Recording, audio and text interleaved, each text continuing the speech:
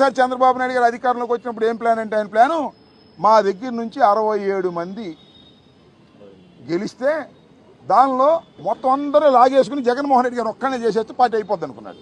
పిచ్చోడు భ్రమపడ్డాడు. 23 లాగాడు. అయినా ఏం కాల మనం 151తో గెలిచాం. ఇవాళ మా సోషల్ మీడియాను మొత్తాన్ని కొలాబ్ చేసేద్దాం అనుకుంటున్నాడు. ఒక్కడు కూడా బయటకు వచ్చి సోషల్ మీడియాలో పోస్టింగ్ పెట్టకూడదు, వ్యతిరేకంగా ప్రభుత్వ వ్యతిరేకంగా అనేటువంటి భావనకి వెళ్తున్నాడు. ప్రభుత్వ వ్యతిరేకత స్టార్ట్ అయిపోయింది. అందువల్ల సోషల్ మీడియాని చిందరవందర చేసేద్దాం అనుకుంటున్నాడు. ఆ రోజున 23 మందిని నువ్వు వెళ్తే ఏం చేయలేకపోయావు. ఇవాళ సోషల్ మీడియాని నువ్వు ఎంత కసిగట్టి ఎన్ని కేసులు పెట్టినా ఏవి చేయలేవుగాక చేయలేవు అనేది కూడా మనం చేస్తున్నాం. నేను ఇంకా ఫిల్దీ లాంగ్వేజ్ వాడటలా, ఎందుకంటే చంద్రబాబు నాయుడు గారు వాడాడు ఒకసారి. ఏం చేశారు, ఇన్ని కేసులు పెట్టిన నేను పీకరా అన్నాడు. అట్లాంటి ఫిల్దీ లాంగ్వేజ్ నేను వాడదలుచుకోవాలా. కానీ చంద్రబాబు నాయుడు గారు మీరు చేస్తున్నటువంటి ఈ దుర్మార్గమైనటువంటి ప్రయత్నం వికటిస్తుంది, మీకే శాపంగా మారుతుంది. మా సోషల్ మీడియా యాక్టివిస్టులందరినీ కూడా నేను ఇంకోటి కూడా మనవి చేస్తున్నా. వాళ్ళు చెప్పేది నిజం అనుకుంటున్నారా ప్రజలు? ఏది ఆయన ఈ పోస్ట్ పెట్టాడు, వర్ర ఈ పోస్ట్ పెట్టాడు అని ఇవన్నీ కాదు. ఇవన్నీ ఫేక్ అకౌంట్లు వాళ్ళే ఓపెన్ చేసి, తెలుగుదేశం వాళ్ళు ఓపెన్ చేసి షర్మిల మీద ఇంకోటి మీద పెట్టి జగన్మోహన్ రెడ్డి గారు పెట్టించాడు అనేటువంటి మాటలు మాట్లాడుతున్నారు. 50% ఆఫ్ ది ఫేక్ అకౌంట్స్ పెట్టి మా మీద దుష్ప్రచారం చేసే కార్యక్రమం చేస్తున్నారు. మీరు పెట్టినటువంటి అకౌంట్స్ మీద ఏ విధంగా నేను ఒకటి అడుగుతానన్నా, మేము ఇన్నాళ్ళైంది రిపోర్ట్స్ ఇచ్చి ఎవరైనా ఒక్కరిని అరెస్ట్ చేశారా? ఒక్క తెలుగుదేశం సోషల్ మీడియా వ్యక్తిని అరెస్ట్ చేశారా? మా పిల్లల మీద పెట్టారు, జగన్మోహన్ రెడ్డి గారి మీద పెట్టారు, జగన్మోహన్ రెడ్డి గారి సతీమణి మీద పెట్టారు, మా నాయకులు అందరి మీద పెట్టారు. ఒక్కరిని అరెస్ట్ చేశారా మీరు? మీరు అరెస్ట్ చేయరు. మేము మాత్రం మా వాళ్ళని మాత్రం అరెస్ట్ చేస్తారు. ఈ పోలీస్ స్టేషన్ నుంచి ఆ పోలీస్ స్టేషన్కి, ఈ కోర్టు నుంచి ఆ కోర్టుకి, అక్కడి నుంచి ఇక్కడికి రాత్రిపూట ప్రొడ్యూస్ చేయటం ఏంటి? What is this? చట్టం ఏమైపోతుంది? చట్టాన్ని గౌరవించకపోతే సర్వనాశనం అయిపోతారు చంద్రబాబు నాయుడు గారు, మీ కూటమి. ఇదే గుర్తుపెట్టుకోమని కూడా ఈ సందర్భంగా మనవి చేస్తున్నాను.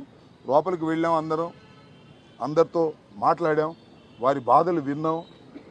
ఎవరు చెప్తున్నాడు, రామకృష్ణారెడ్డి ఎవరు జగన్ పేరు చెప్పి లేకపోతే నీకు పగిలిపోదన్నా అంటావు. వెంకటరామరెడ్డి జగన్ పేరు చెప్పి లేకపోతే నీకు పగిలిపోదన్నా.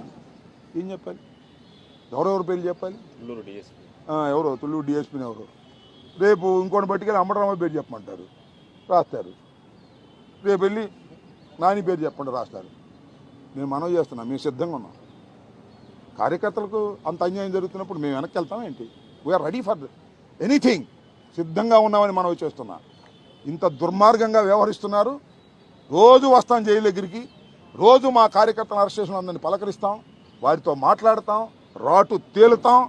మీరు ఏదైతే చేశారో అదే మాకు అస్త్రాలు అవుతాయి, గుర్తుపెట్టుకోమని కూడా ఈ సందర్భంగా మనవి చేస్తూ, ఇప్పటికైనా మీ దమనకండ ఆపితే ఆపండి, లేకపోతే మీ కర్మ. ఎన్నో చూసాం ఉద్యమాలు, ఎమర్జెన్సీ కాలంలో చూసాం, తీసుకెళ్ళి అందరినీ లోపలేశారు. ఏమైంది? ఎమర్జెన్సీ అవగానే ఇందిరాగాంధీ ఓడిపోయింది. గుర్తుపెట్టుకోమని మనవి చేస్తున్నాం. 5 మాసాలకే ఇంత భయంకరమైనటువంటి సిచ్యువేషన్ని ఇవాళ రాష్ట్రంలో చంద్రబాబు నాయుడు గారు, కూటమి ప్రభుత్వం తీసుకురావడం చాలా దురదృష్టకరం. మళ్ళా చెప్తున్నా, మొన్న ఏదో చంద్రబాబు నాయుడు గారో లేకపోతే లోకేష్ గారో లేకపోతే పవన్ కళ్యాణ్ గారు అన్నారు, ఏంటి బెదిరిస్తున్నారు, బెదిరిస్తే షూ మోటివ్గా కేసులు పెడతామని. బెదిరింపు కాదది.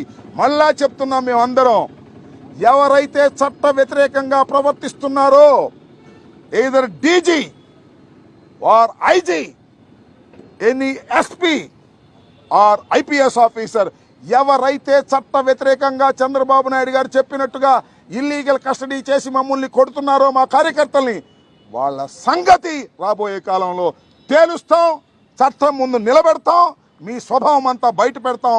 గుర్తుపెట్టుకోమని మనం చేస్తున్నా. ఇది బెదిరింపు కాదు, చట్ట ప్రకారం చెప్తున్నటువంటి హెచ్చరిక. ఇప్పటికైనా సరిదిద్దుకోండి. నేను చూసా, మొన్న ఎవరో ఒక ఆఫీసర్ పేరు చెప్పకూడదు, చచ్చిపోతున్నాం సార్,